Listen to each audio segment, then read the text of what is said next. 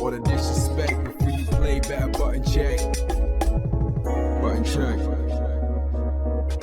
What is up, Butt Check family? Welcome back to yet again a beautiful week, a full week of checking these buttons. Chapters down below if you want to click around to a certain subject, and of course that sub button is right there. Thank you guys. On the race to 100K, and we got that hype action over the weekend, so we got a lot, man. We got a lot. And without further ado, we's about to check these buttons. Let's go. All right, first up for them, FGC in a damn panic because Rashid has been approved. Buttons that need to be checked. Okay, so we all saw the Rashid trailer, right? That dropped the other day. We saw the dates and whatnot. A lot of people hyped, right? A lot of Rashid mains been missing him and whatnot. Other people were already calling him toxic. Matter of fact, we did a whole video on it, right? Of all the people, well, not all the people, right? But a lot of reactions where people are like, shit, this character already looks broken. It's gonna be a problem to deal with. We're not looking forward to it, and yada yada. And one of the main topics or concerns around all of that was the fact that people were wondering, is he gonna be approved for EVO? Because it's only like a month away. Matter of fact, it's shorter than that, right? By the time he releases, it's only like 2 weeks or something like that. I even saw Big Bird and Angry Bird do an analysis, kind of, you know, touching some of this as well. I'll put the link down below, so check out their information. Here's just a clip. Look, I watched Rashid trailer a lot, and I didn't understand one thing going on with this character. I watched a lot, but I still couldn't analyze. I still couldn't see. This one, I don't know what it is. So good with this character. And if we both play Rashid as well, you're gonna see a lot of tech from us.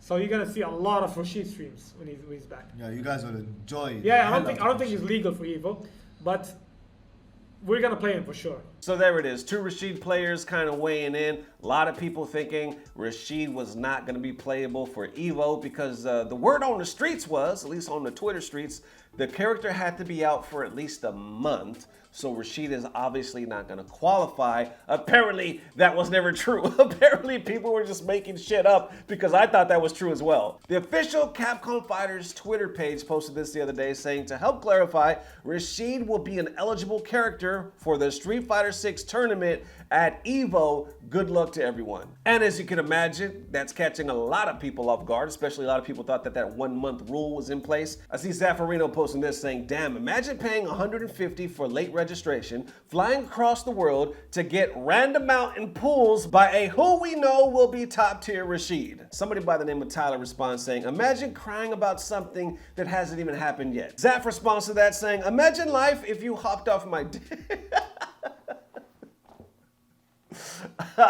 All right, that was good. Then you see others bringing up that 30-day rule, right? They're saying, since we're breaking the 30-day rule, you people are tripping. And you can see the meme down below where, you know, people are holding the unfair signs in protest. But apparently, and this was news to me as well, that rule, I guess, didn't exist. MEZ posted this saying, people have been tossing around random numbers like 2 weeks and 1 month, but during Street Fighter V, the rule was the character needed to be out for 1 week to be tournament legal. Then you can see in the tweet down below, it's an article by Event Hubs back in 2016 by John Velociraptor. Right here we say the character must be out for 1 week before they're tournament eligible on the CPT. So damn, 1 week. This whole time we were thinking a month, which sounded reasonable, and now it's just 1 week. That seems kind of, I mean, I'm not a pro player or anything like that, but damn, 1 week? I could see if I was a pro player, this would definitely throw me off, you know what I'm saying? But it's been around for a lifetime. Obviously, a lot of pros must know about this rule, you know what I'm saying? 1 week, do you think that's enough time? Do you think that's fair or unfair? How y'all feeling? Let me know. All right, now into these real quick EVO Chipotle buttons that need to be checked. So remember, we were talking about that Chipotle competition, right? That was going on. It was like Chipotle series or the Chipotle Challenger series. A lot of pros were competing. Chipotle was like saying, I guess if you win, we'll fly you out to EVO. We'll give the winners like a $500 stipend. Also, you get like free Chipotle for a year or something like that. Well, as of now, we have some winners. I think we have a total of 4 right here. I'm not exactly how that works, if it was like first and second place, but we got none other than Punk the God, Nuckle Dude, we got 801 Gustavo, right? Talking about AKA Strider, and none other than Chris Tateri. Sound like a backseater here. Oh my God. Can't win buttons on Punk. Exactly, we did highlight that early on. No shimmy, good defense there from Chris T. Good reaction on that reset too. Oh, here we go. Oh, look at Big level three damage now. now. Side switch, side switch. Yeah, build back a bunch of that drive gauge. Put Punk at basically half a bar. Oh no, one whole bar here. He got that corner controls, but even though he's burned out, he can still survive. It's okay, get chipped out. You just have to condition yourself to take that throw right now. To get that, there it is. You're gonna get it right now. Jumps away, got caught. He's out of burnout now. So really, Christantarian, the ball is in his group. Put a check with the stand light kick, and that's gonna do it. Punk with the most simplest of finishes. The stand light kick to stop the raw drive rush. So damn, that was pretty hype, right? That was actually my first time watching this clip. You had Chris T versus Punk in grand final reset, and it was like 2-2. Shit was dope. So congratulations to all the weekend winners, and damn, I wonder exactly who gets that free Chipotle for a year. Either way, holla at your boy. All right, next up for the $1 million Tekken 7 Nations Cup, right? Hosted by Gamers 8 buttons that need to be checked. We were talking about this one for quite some time. Talked about it recently as well. A lot of people thought it wasn't gonna happen. Thought because it had scam vibes like all over it, which it kind of did, but now it done happened. And they're about to do one for Street Fighter 6 as well, but we'll talk about that later. For now, it went down. It just happened over this weekend, and we have some champions. They posted this saying another chapter is added into the Pakistan versus Korea story. Pakistan are the Gamers 8 or Tekken 7 National Cup champions. I believe first place won $500K. Total cash prizes came out to like 1 million, but first place just got 500 G's. And if that wasn't enough, Pakistan was dominant. I believe they met up with Korea 2 times within the course of this tournament, and they knocked them off twice. You're watching Korea, one of history's most dominant Tekken territories, walk down this stage. They have the young, the established, the champions. You're watching them walk down this stage to try to claim this trophy, and you know that is the only prize they're concerned about. Pakistan has officially changed the Tekken game, and now they want to be the main name, the main region. The #1 spot is what they want, and they are that much closer to the championship and this trophy. This is big. But going to the wall with his combo here to get a large lead to set up for the victory for the tournament. Goes for the back 2. Oh, D had an opportunity there. And again, D in big trouble here. Straight down to hatchet. It's looking good for Atif. Pakistan looking to close it out. Knees got raised though. What an this adjustment. damn wall is killing him. Oh, he wins. It's going to be over. Atif wins the tournament for Pakistan. Congratulations, Khan, Arsanash, Atif. They are the champions here. Gamers 8, Tekken 7 Nations Cup Finals. $500,000 for Pakistan. But you got to give it up. Korea coming in second place here. The team of Ulsan, Chanel, and the legend Nee just came up short. Oh my goodness, what an incredible set though, man. That was some good ass Tekken right there. You know, the sportsmanship from all these competitors, I love to see it. Atif Butt, Khan, Arsanash, your champions out here. But without Ulsan, a shadow Chanel, of a doubt, Pakistan is on top of the Tekken world right now. Without a doubt, #1 region out here. And now we're just hoping that the money is good and they pay these gentlemen in a timely manner, you know, because this is a big wad of damn cash. A lot of people surprised, a lot of people saying that this was one, or if not the best Tekken tournament with production and talent that they ever saw. And now comes to mind Street Fighter 6, because they also announced they're doing the same damn thing for Street Fighter 6. It's invitation only though. Who the hell are they going to invite? It's probably gonna be like Nations Cup as well. With like teams, kind of how they did here.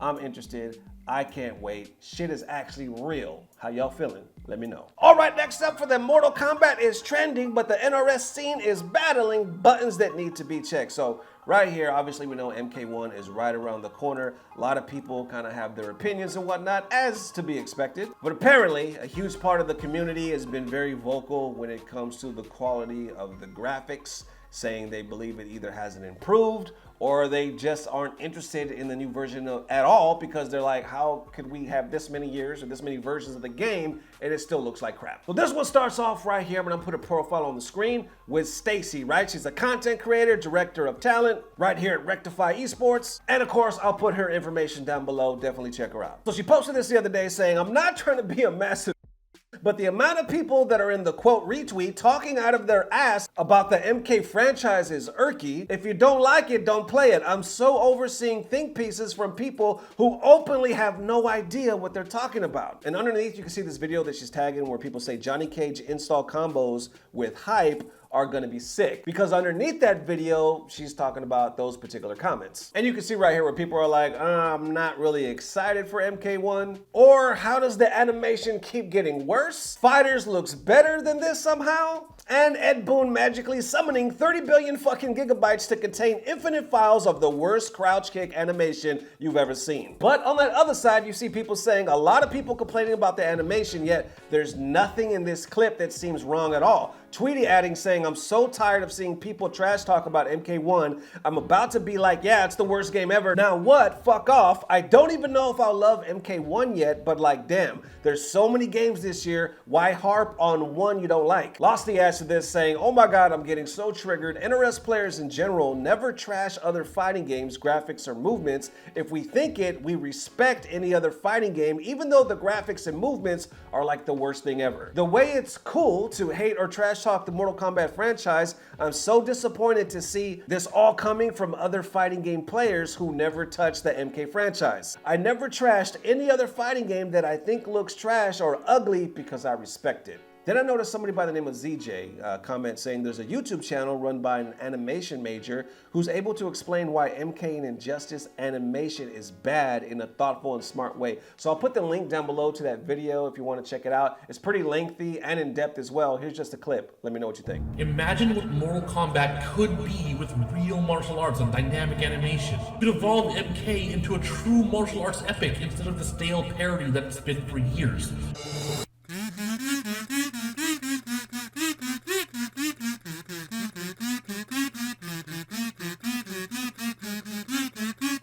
The main problem I notice when a character swings a weapon is that their elbow is just locked in full extension while the shoulder rotates the rest of the arm.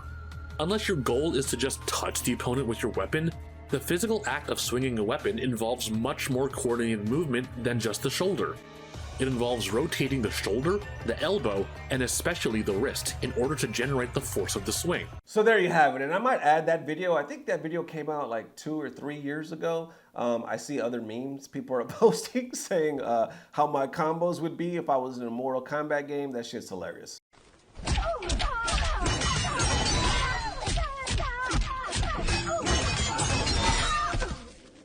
So, I mean, there we have it. I know, like, a lot of the things we look for in a new game is the first thing we get the trailer. Obviously, we look for them graphics. We want to see how it's improved. I know when Street Fighter 6 came out, the first thing people were looking at what was it? Wasn't it Luke and Ryu in that weird like 5-second clip or something like that? But instantly, we were talking about the graphics, right? In Tekken 8, people were talking about the graphics. Now, when we actually get the gameplay, then we kind of see how much it's living up to the hype. But does it actually matter? We have a couple different arguments. For one, people are like, if you don't like it, simply don't play it. And like Losty said, she's saying, I'm kind of feel some type of way about people that don't even play MK and they play other fighting games talking shit about our games. Why y'all talking shit when we don't do the same thing to you? Then I guess the last thing, are you surprised? You know what I'm saying? When you first saw the graphics, were you like, how does it still look like this? Or were you like, nah, it looks dope, the mechanics make up for it, or it's really about the fatalities and the blood at the end of the day. Either way, it doesn't seem like it's a debate that's going away anytime soon. How y'all feeling? Let me know. There it is, ladies and gents. Definitely let me know how you were feeling. Thank you guys for checking these buttons today, helping the channel grow, liking, subscribing, and all that good stuff. I want to give a quick shout out to the latest Patreon right here, Kyle Carrero, if I'm saying that correctly, with the $5 pledge. I appreciate the love. Thank you. So there it is one more again. Thank you guys for everything, man. If we don't see you tomorrow, which in this case, I actually might post tomorrow because we got so much to talk about. And of course, it's that HT. So as always, I don't know what it is, but I know it's about to get better. Love y'all forever. Peace. Blah, blah, blah. Subscribe.